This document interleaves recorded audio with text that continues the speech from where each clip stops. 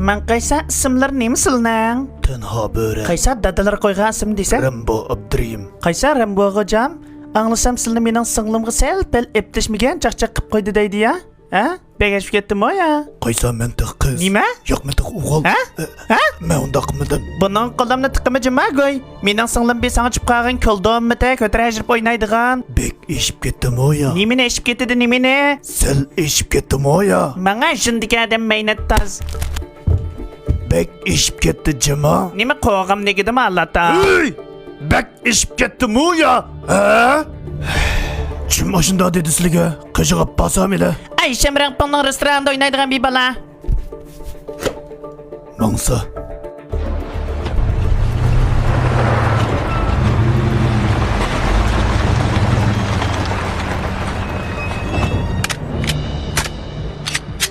Bitta motoramla.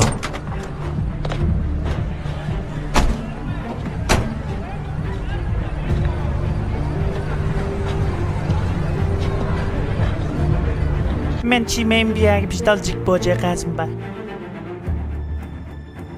Ayşemden bana hazır yığmazadı musallas işlatida.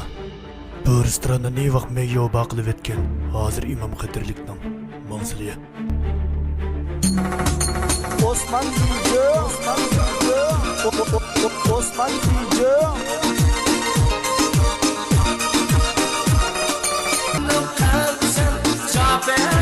Acep oqsa dibakin adı.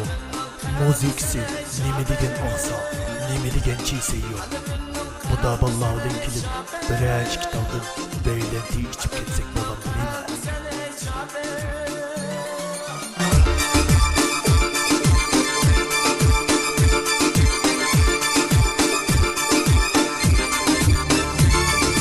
Oş sapado tagın şu.